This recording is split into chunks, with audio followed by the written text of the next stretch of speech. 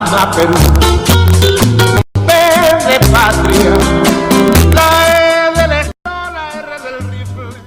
Muy buenos días, nos encontramos en una gangrena. El día de hoy, Radio en presentar a Armando Alfredo Ábalos Espichán, televisor de televisión, escritor, conferencista y investigación en el área judicial. Actualmente se encuentra trabajando en radio, Frecuencia Latina, y también un tipo de estilo en su presentación que es una mezcla entre humor, sarcasmo, un tipo de lenguaje audiovisual muy innovador. Bueno, ¿cómo se encuentra el día de hoy? Muy bien, gracias por la invitación acá en CEPEA. Estuvimos hace poco acá para nuestro segundo libro, Detrás de Cámaras, y es un placer estar con ustedes para cualquier consulta. Bien, ¿le parece si el diálogo con una pequeña pregunta? Claro. Bueno, siempre hay que pensar qué surge en el periodista, porque la mayoría dice ¿cómo se podría decir? Esa cuestión simple que dicen, los psicólogos son los que estudian algo para sanarse, los periodistas estudian su locura. Bueno, cada carrera tiene su propio, ¿cómo se llama? Tiene que decir, ¿no? Yo siempre te voy a contar una anécdota. A veces los periodistas no somos queridos y somos odiados. Hay gente que nos ve como una esperanza, gente que para ellos somos incómodos, somos como una piedra en el zapato, porque hacemos muchas investigaciones, hacemos de todo, podemos denunciar y somos los críticos en situaciones, ¿no? Y yo recuerdo que había un juez, cuando yo cubierto muchos años, y un juez no le gustaba a los periodistas porque entonces un día falleció un periodista y se me acercó y me dijo, yo me enteré de tuyo. Ah, sí, doctor. Y van a hacer una colecta, creo que para enterrar. Creo que sí, doctor. Bueno, ¿cuánto están dando? No sé, doctor. Bueno, 30 soles, yo te doy 60 para que entierren a 2. Entonces, bueno, doctor, una consulta. ¿Es verdad que cuando uno va a ver a un juez tiene que ir con un gato en el hombro? ¿Por qué? Porque si el gato ataca al juez es porque es una rata. Y si usted ataca al gato es porque es un perro. Y buena, le digo, ya, pues. Bueno, es el típico humor picante del periodismo, lo que podría decirse el argot. Frente a lo que respecta de psicología, porque según tengo entendido, usted estudió periodismo en San Martín de Porres. Sí. Un gusto de verdad, porque mi padre, que en paz descanse, estudió también en San Martín y sé que es un alma extraordinaria. ¿Me podría decir más o menos la currícula, cómo fue los estudios, qué tipo de estudio? Porque en la época en la cual usted estudió de las universidades había bastantes problemas y quiero saber más o menos cómo es particular, sobre todo en la San Martín. En la San Martín, bueno, en mi época, ahora veo mucho, ¿no? Pero en esa época le decían Harvardín y no teníamos nada, no teníamos absolutamente, casi nada, por no decir nada, ¿no? Teníamos equipo, no teníamos nada, pero había teníamos lo de la San Martín que nos hacía muy guerreros y muchos cursos de redacción 1, 2, 3, como no teníamos, cumplían eso con los cursos de redacción, y la redacción es básica. Entonces tú cuando puedes escribir, si sabes escribir, puedes escribir en diario, en red escrita, en televisión, y es una fundamental para poder empezar en una carrera, ¿no? Yo empecé como redactor de prensa escrita y salíamos muy buenos, entonces era lo básico que nos enseñaban, pero la debilidad nos hacía, la necesidad nos hacía. Yo recuerdo una vez cuando yo trabajaba empecé el cuarto ciclo de la universidad, y en el ciclo yo trabajaba ya en el diario Última Hora, un chico que se llama Félix Paz, que ahora es editor en el diario El Comercio. Lo que me daba gusto es que aprendíamos muy rápido y éramos muy buena redacción, que le volteábamos los textos a redactores ya antiguos, siendo muy jóvenes. Entonces eso nos ayudó mucho, ¿no? Porque aprendimos era una buena escuela. Por ejemplo, el diario Última Hora era una escuela extraordinaria, porque tú entrabas con redactores de unos genios. Y no te miento, mira, te voy a dar ahora hacer un titular. Hacer un titular no es solamente poner robaron ¿qué te puedo decir? Una farmacia, 2 delincuentes. No, en Última Hora un titulero que solamente venía al diario a escribir titulares. Y te voy a dar 2 ejemplos de la calidad de titulares y con los que uno aprende a escribir. Una vez y el diario Última Hora era un estilo muy popular. Entonces, por ejemplo, una vez en una iglesia se robó un delincuente la escoba de la imagen de San Martín que tenía incrustaciones, y el titular fue: Pericote roba escoba, perro y gato. Extraordinario. Yo me quedé así, y con esos profesores en el día a día.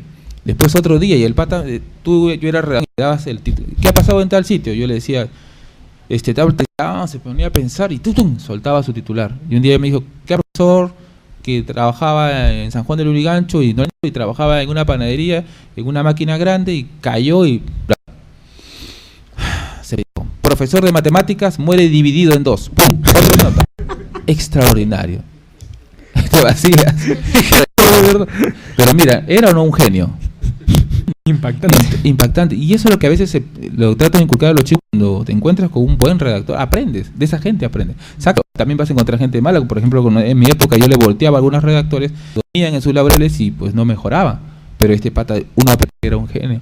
Y entonces de eso, ¿no? Había un redactor que sigue es jefe de la OMPE en prensa, Mendoza, era extraordinario. Tú sabes que la rapidez con la que él escribía, y yo, joven, yo lo veía que él escribía en su máquina, escribía rapidísimo, pasaba una nota, oye, no te miento, te hacía 20, hacía en redacción, volteaba nota, terminaba su turno y yo quise alcanzarlo y nunca lo pude alcanzar. Intento de alcanzar su rapidez, yo escribo muy rápido. Entonces, en el noticiero yo llegaba a sacar hasta 12 noticias en un noticiero. Entonces, eso es, ¿no? Bueno, de verdad, lo que me ha comentado de los... es una de muchas, ¿ah? Lo voy a tener bastante en cuenta. Ha mencionado lo que es redacción, directamente a otra de sus virtudes, señor, lo que es la escritura. Más que todo, sus 2 libros, Reportaje al Periodismo y el último que está por sacar, Detrás de Cámaras, bastante. Mire, a título personal, yo soy un escritor amateur, tengo historias, etc. ¿Qué consejo podría dar usted, a título personal, por supuesto, en un momento, claro, para pues iniciar en la escritura? Usted obviamente le nació como vocación eso. ¿Cómo fue que nació? A mí lo que me apasiona siempre ha sido la y la televisión. Lo de la escritura ha sido como algo consecuencia de, porque yo he visto tantas cosas en esta carrera y he compartido con tanta gente y creo que he pasado algunas cosas, que sé algo de esto y me gustaría con más jóvenes. Entonces el motivo no es solamente decir, no, yo soy un escritor, no, sino que llevo antes. Y en este libro les trato de mostrar a los estudiantes ejemplos que puedan servir en la carrera. Y como le comentaba hace un rato a Garcilaso, hace un tiempo estuve en Tumbes, por ejemplo, una chica que me decía que quería ser fotógrafa, pero que no estaba en una universidad nacional y que entonces siendo nacional capaz no tenía tantos recursos, era muy pobre. Entonces, al final de esa conversación, pero no puedo. Y yo le dije, en este libro te cuento el ejemplo de un camarógrafo, Rafael Palacio, que él empezó en el canal botando desmonte. Él empezó en el canal barriendo y después cuando aprendió a manejar, consiguió la chance. Y cuando ya ese fue el chofer auxiliar de Mónica Chan. Y Mónica Chan le impresionó porque era muy fácil, el cholo lo llamamos nosotros. Y el cholo en los camarógrafos estaban ocupados, iba al baño, tenía que hacer, él aprendía a agarrar a la cámara y al final se convirtió en un gran camarógrafo.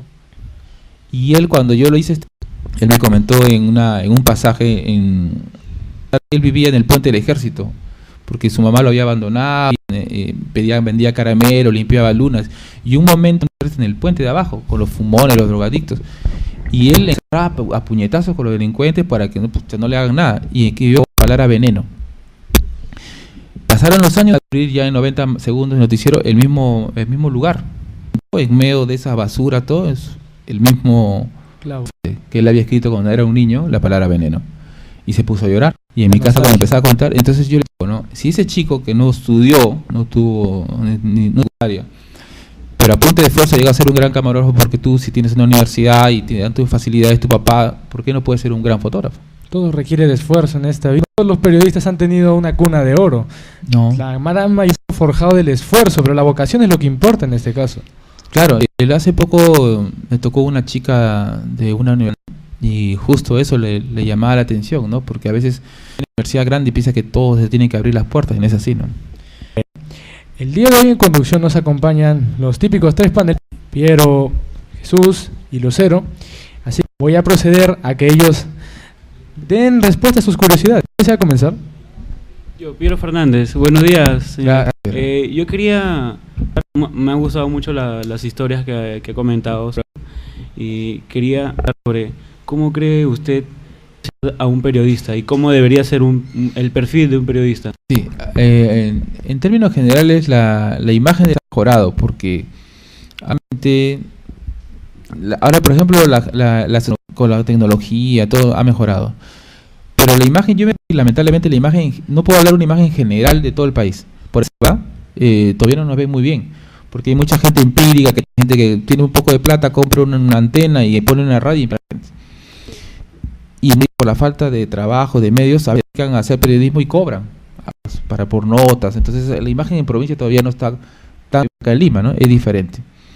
En Lima es lo que vivimos, pero en términos generales la profesión se está mejor, ¿no? La época de Montesinos fue la época más difícil, donde la corrupción fueron terribles, ¿no? Entonces eso es algo que no debemos olvidar.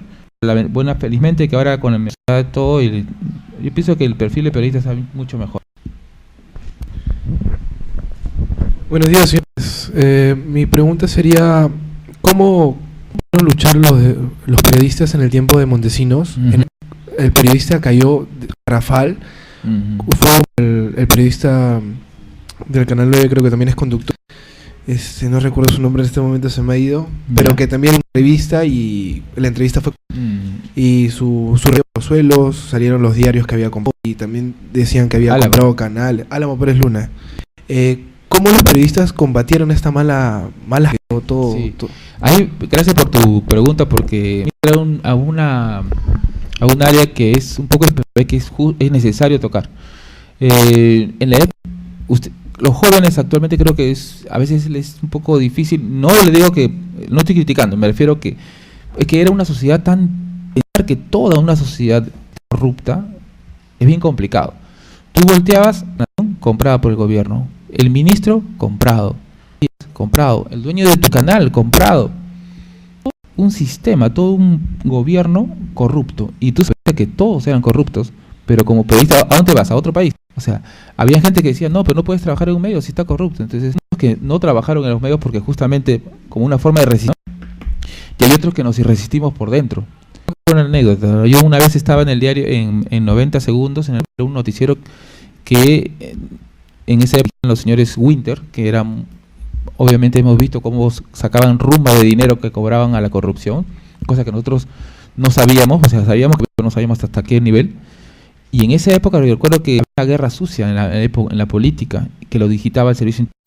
Y recuerdo una vez, yo no hacía política, yo hacía judiciales, y me manda una conferencia de prensa de Alejandro Toledo, y me llama el jefe de prensa de informaciones, que le haga una pregunta a Toledo, delincuente. Dile, usted es un delincuente, ha hecho esto, y esto. Y si no, estaba bajo ahí la amenaza de que me votaban. Le dije a mi camarógrafo, yo no le voy a hacer esa pregunta así. Apaguen sus celulares, apagué el celular y le hice la pregunta, pero con respeto. Le dije al señor Toledo, yo soy periodista de Canal 2, todos los periodistas voltearon, porque yo, como otros colegas, iba a hacer la pregunta así y atacar cosas. No se la hice, sorprendió, me respondió educadamente, yo acepté su ahí.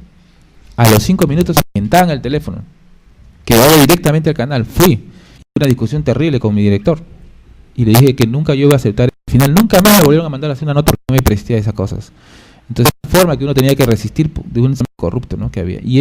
Y te podría contar días de todas las cosas, de cómo fue, por eso para mí, la época más oscura del periodismo. Claro, fue una época fuerte, el cual tampoco salió por alto, porque nos afectó a muchos. Claro. Y ahora que nos dan para decir que nosotros somos buenos o malos con la persona, porque podemos pero también como podemos bajarla hasta el suelo. Ese es el mal aspecto. Nosotros estamos para informar. Así es. No siempre, mi amigo, te voy a apoyar. O sea, si haces siguiente. Así. Y he perdido muchos amigos también por ejercer como debe ser, ¿no? Una vez un colega. Tú sabes que, y otra cosa paradójica, la doble moral, ¿no? A veces dicen, los periodistas tienen que criticar. A veces un policía, ¿por qué le hace espíritu de cuervo y protege a otro policía? Y entonces, las veces que yo he hecho investigaciones contra periodistas, las investigaciones más difíciles, y donde me llamaron como 40 colegas para defender a un colega que está metido en tráfico de visas.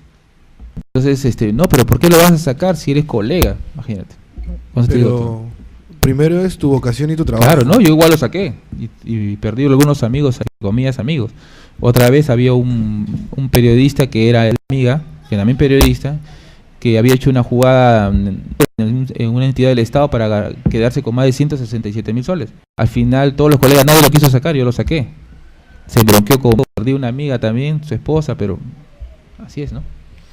Nuestra carrera es muy arriesgada, pero es bonita en sí, porque sí, claro, nos gusta informar a la gente. ¿Cómo para a conciencia de usted, ahorita el Perú, conforme el periodismo, ¿sigue siendo el periodismo en el cual corrupto ya se ha, digamos, normalizado? No, estamos en una... Ahorita incluso, a mí me da gusto, por ejemplo, y yo le comentaba en provincia, por ejemplo, por un ejemplo, en el canal, yo puedo hablar del canal donde trabajo, ¿no? En Frecuencia Latina hay todo un sistema de fiscalización. Cuando uno entra en la campaña política, se organiza un comité que verifica que una nota de un candidato no sea, pues, ¿por qué sale dos? O sea, se fiscaliza mucho eso, por evitar justamente, tenemos un área de canje, o sea, que cualquiera pueda poner a un favorito, un amigo, o sea, ese permite a los periodistas trabajar con más libertad porque no estamos, aparte de fiscalizar, un tema que sean fiscalizados, ¿no? Pero es bueno, ¿no? Y ahora es una época mucho mejor, ¿no? De lo que se vivía antes, ¿no? Tengo entendido que una contra el canal cobraron, creo, al canal 2 una penalidad. Ah, una multa creo que le han puesto Claro, hace le poco, pusieron. sí, claro, sí. ¿Eso por qué fue? El último pasajero creo que ha sido la última, ¿no? Ah, claro, solamente Por el tema de las que le pusieron. Eso sí, ha sido una última, incluso... Ese es bueno también la Asociación de Radio y Televisión, que ahora se ha... ¿no? Claro, ya no se permite ¿cómo decirlo? El atrevimiento a decir en vivo, ¿no? Ya no estamos para eso, solo estamos para pasar. Entrando a lo que es televisión, ¿cómo hace para traer entrevistados? Si hay por medio, como se dice, un canje, o se le paga, o simplemente se le invita a ver si puede aceptar o no. No, en el canal no pagamos, o sea, siempre invitación, ¿no? A veces cuando hay algunas cosas de imágenes exclusivas, algo, a veces damos algo, pero normalmente no lo ponemos como gasto de producción. Pero ya no es como antes, antiguamente se solía mucho eso, ¿no? Nosotros no hacemos, no pagamos por coberturas, ¿no? Periodistas. Buenos días, señora Armando. Mi pregunta es, ¿usted entrevistó ya algún al general Donaire? Ah, el general, sí.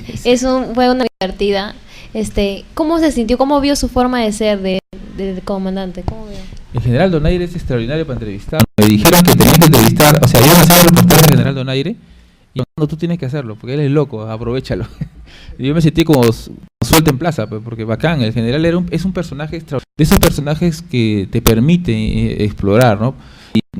Y muy gracioso el general, tiene tantos detalles. Me acuerdo uno cuando tenía una imagen de él y la pegaba en la ventana y decía que así su tropa lo iba a ver todo el día, ¿no? El tío estaba recontra rajado. Después cuando llegué al canal le dije, está tan loco que hasta mi cinta se ha rayado, le dije. Te cochineaba, ¿no? Pero aparte, ya fuera de broma, es un personaje muy bonito. Más allá de la broma, piensa mucho en su personal, en su gente, y puede aprender mucho, ¿no? Yo recuerdo un detalle que cuando fuimos en Ayacucho, él venía corriendo, yo también, de grabar, y trajeron un soldado agua, y él le dijo a su soldado que tome primero, y el soldado se sorprendió, no, el comandante general del ejército, no, tú toma primero y después tomo yo. Entonces, es mucho en su ¿cómo se llama? En sus subalternos, ¿no? Que es algo que deberíamos aprender, ¿no? Yo, por ejemplo, en todos estos años en la carrera siempre le digo a los chicos, traten de aprovechar con un buen jefe o alguien que puedan aprender, ¿no? Y he perdido la cantidad de jefes que he tenido y son muy pocos los que se preocupan en el periodista y en la... Señor Armando, ¿y cómo así le nace ponerle un poco de humor a sus notas, a sus reportajes, el sarcasmo? Creo que es una firma personal de usted. Ah, ya, lo que pasa es que, por ejemplo, tiene que preocuparse en el potencial que ustedes tengan. Y yo, como le comenté en la charla, yo estudié en un colegio nacional que era muy pobre y ahí me quisieron todos los chiquillos, los palomillas, ¿no? Y yo le puse chapa al primer que nomás, ¿no? Y entonces todos se vacilaron, ¿no? Yo puse cabecetetera porque era una narizaza, cabezón. Entonces, sí, está chocando, estamos tocando carne. Entonces, el pata primero me quiso como pegar, pero los palomillas también se vacilaron. Y después, es más, todavía le dije, otra chapa. Y no le dicen por todo porque todas las chapas le caen. Entonces, punto. Y entonces en guan nomás. Y de ahí me di cuenta pues que con esas bromas podía manejar la situación. ¿Por qué no lo trasluzo en mi reportaje, no? Y lo puse en mi reportaje y marqué más o menos Yo creo que uno de los objetivos que debe tener todo periodista es tener su propio estilo, ¿no? Por eso no le digo, no, va a estar chistes más tarde todos, ¿no? Sino que cada uno en lo que le gusta, ¿no? ¿Y a qué edad usted le nació ser periodista? Cuando estaba el Mundial de Fútbol, el maestro, usted ha visto fútbol, ¿no? En el año 81, o sea, más atrás, el 78. Todos los que están en ustedes, creo, por la edad, ninguno ha visto un mundial de fútbol. ¿O me equivoco? Ninguno. que Perú vaya al mundial. Jamás. Existe, y a mí me duele. Yo me gustaría que mi hijo vea un mundial. No sabe la pasión, lo apasionario, alucinante que es ir a un mundial de fútbol. Yo en mi colegio, Perú fue el último año, fue el 81. Las calles parecían que Lima había sido abandonada. No encontrabas ni calle. Todos, hasta con sus mascotas, en sus casas. Cancelaban los colegios. Yo me iba corriendo y dijeron, las clases hasta las 10. Y no, que tenemos, todos iban, tú veías a la gente a las 10 y toda la gente, tú lo veías como hormigas corriendo por los cerros, por las calles, para ver televisión. Los policías iban a la comisaría, nadie, prendidos a su televisor. Era la fiebre del fútbol, y a mí me encantaba el periodismo deportivo, y por eso yo había visto el Mundial del 78, cuando Perú fue al Mundial. Mucha que en mi casa, todo el mundo se ponía y me abrazaban, saltaban, era una fiebre. Entonces me gustaba el periodismo deportivo, y yo quería ser periodista deportivo. Al final nunca hice periodismo deportivo. Pero era una bonita época, ¿no? Y ojalá algún día podamos ir al mundial. Claro. Cuando fue el mundial tenía pelo, imagínate. Maestro, usted ya tenía cerquillo. Dice que el maestro, ¿puedo contar un chiste? No. Dice que el hombre es vendedor. ¿Por qué? Tiene entradas como cancha. Dice. Estamos igual.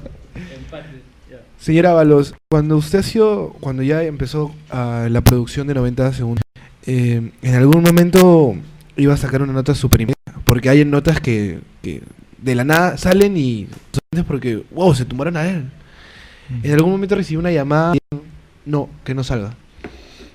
No, felizmente en Latina lo que sí puedo agradecer es que nos dejan trabajar mucho, no nos dejan ser.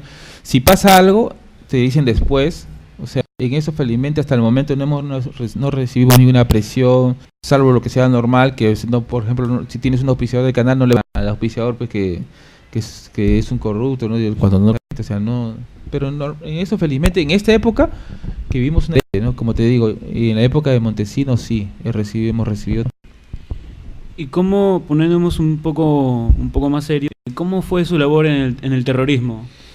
Del terrorismo yo me hubiera gustado tener la época de televisión, ¿no? Pero en la época fue la época periodística extraordinaria, porque tenías noticias y era en donde el periodista todos los días se demostraba su valor y su audacia para obtener información y poder competir.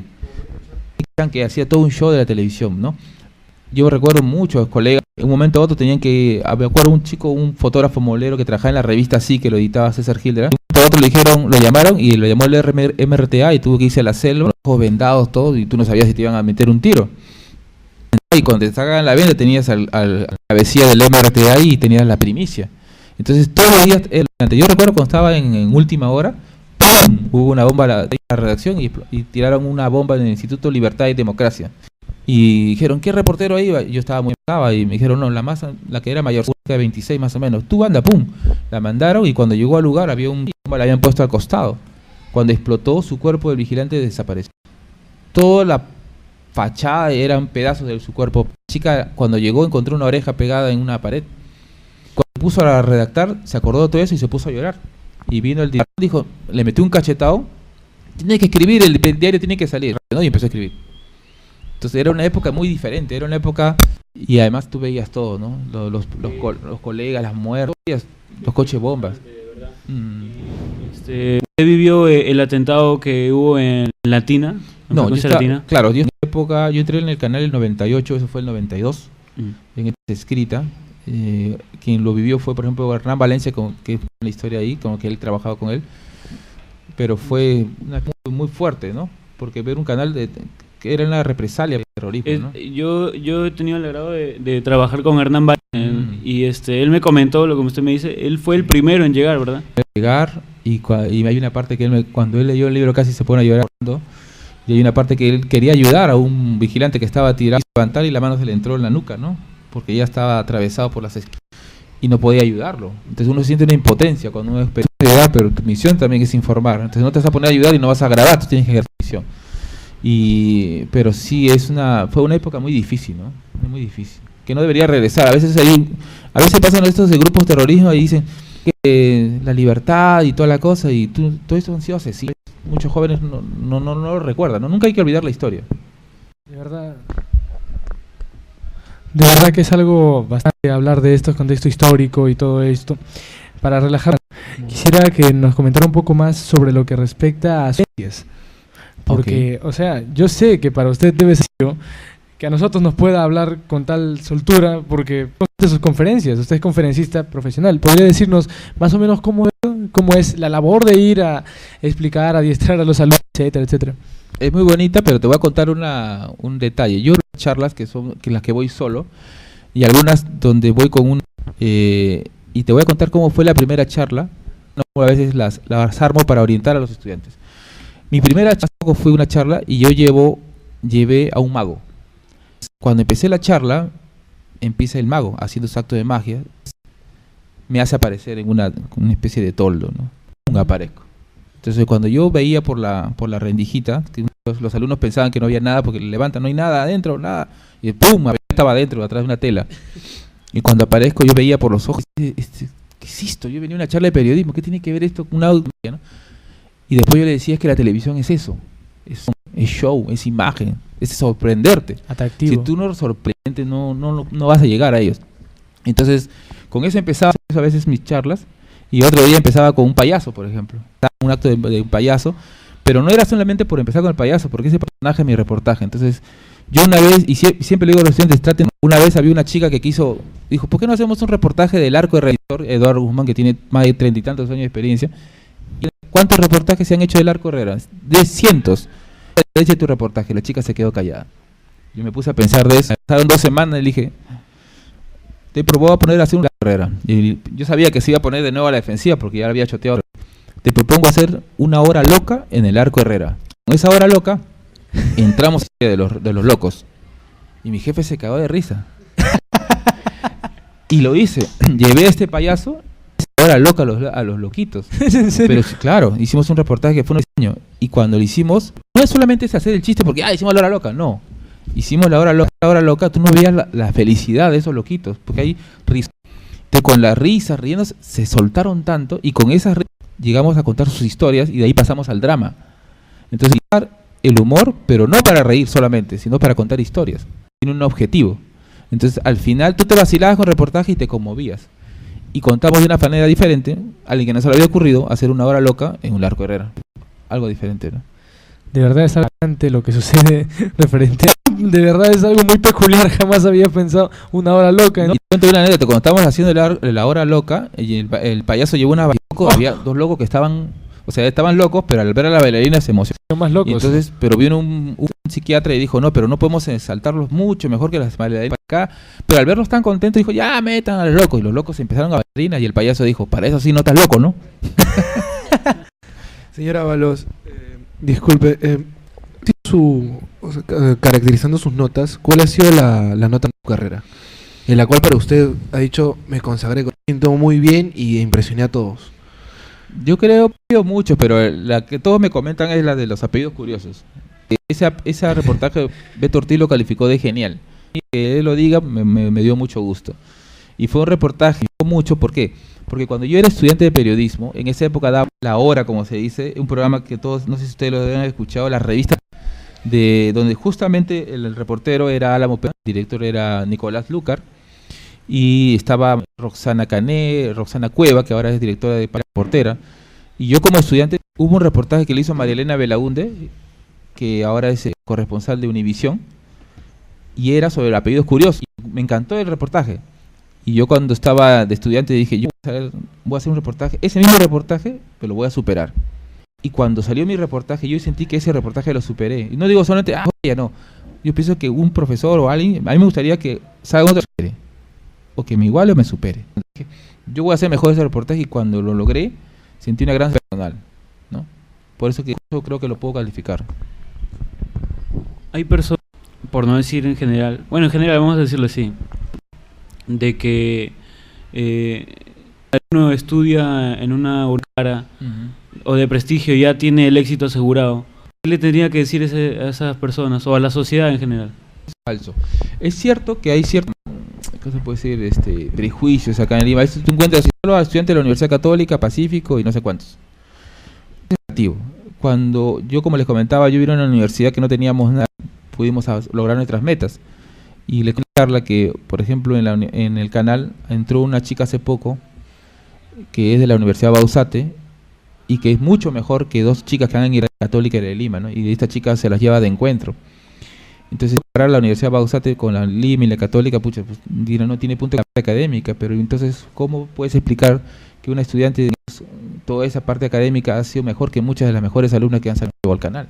Entonces eso, ¿no? Entonces todo depende de lo que uno, no solamente hay que tener talento, sino sudarla también, la vocación, y así te podría dar cientos de ejemplos, ¿no? Y lo que tenemos, ¿no? Porque hace poco, yo estuve, no sé si les comenté, estuve en la selva haciendo un reportaje de ayuda, y cuando llegué a la Pucallpa había una chiquita de 2 años, y yo le digo, ¿qué te gustaría hacer cuando seas grande? Y le digo, ¿no? Y ella me dijo, quiero ser enfermera. Y le digo, ¿por qué?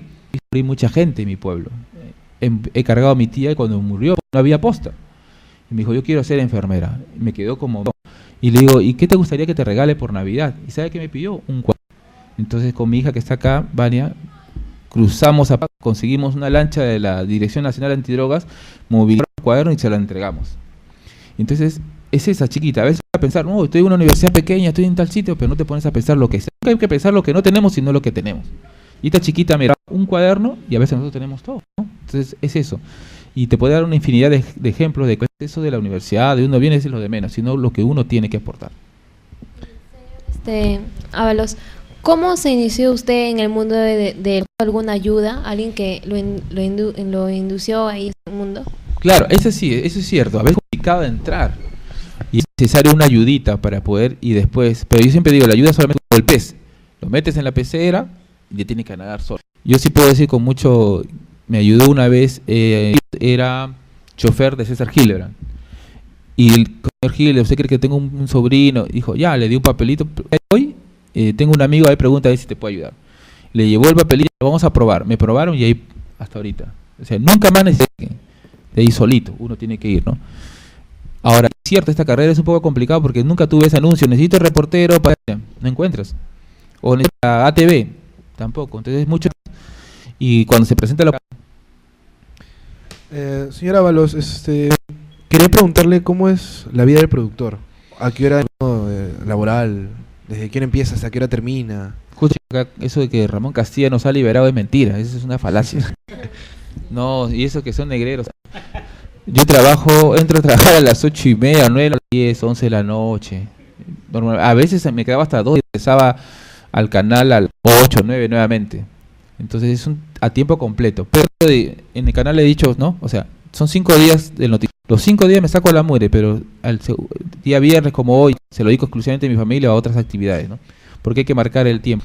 Y eso hace poco con chica, porque la chica agarraba y las practicantes en Frecuencia Latina, solo 6 horas, y les pagan 850 soles más o menos. Mira, puta, que si a mí, en mi época, me hubiera puesto, o sea, tantas horas, hubiera sido feliz. Entraba y tú sabes que yo me quedaba más de mis horas solamente para sentir el de estar ahí en la redacción, de saber que vivía en ese mundo, ¿no? Me fascinaba.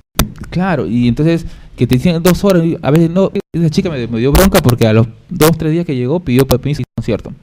¿Qué? Eso es lo más ridículo que he escuchado en mi vida. De verlo. Sí. Así es, yo también se le he dicho y le he cuadrado y espero que reaccione y siempre una segunda oportunidad. Pero es eso, ¿no? O sea, y no, yo otro día que llegó y me mandó un mensaje, puedo ir hoy día a las 11, su entrada es a las 12, puedo ir a las 3 de la tarde y al final llegó a las 4:30. ¿En qué empresa? Te paguen, claro, no voy a decir muchas cosas. Claro, pero es eso, exacto, ¿no? Y una vez encontré un practicante que me decía, no, me pregunté quién es que me traiga archivo de Pavarotti, que pensaba que era un cantante. Sí, estaba perdidazo. ¿Por qué no leen? ¿Por qué? O sea, yo no voy en todos los jóvenes, pero tienen que leer internet, te quita mucho de eso. Pierden la noción de escribir libros. Pues, o sea, no es nada malo. O sea, la pistola puede servirte para defenderte, pero también depende de cómo lo utilizas. Y a veces estoy cansado. Me dice, ¿qué edad tienes? Le digo, 18, 19 años. Mira, yo le digo, no es excusa. No. Yo estudiaba en 2 universidades, trabajaba. Yo estudiaba en la mañana en la San Martín, estudiaba periodismo y en antropología, y los sábados y domingos trabajaba en un periódico. Y por eso que me pasa cuando me conoció, pensaba, algunos le decían que era gay, porque no trabajaba ahora, porque trabajaba como loco. Pero me sentía dedicando mi tiempo en lo que, o sea, ¿por qué? Porque estaba lo que me gustaba, que era el periodismo. Estudiaba periodismo porque me gustaba, y me gustaba psicología, porque también psicología es bien bacán, y te sirve a uno como persona, y ahí puede servir. Pero es eso, o sea, a veces le digo, oye, tú dices, estoy cansado, uno ni descansaba, pero al final, ¿no?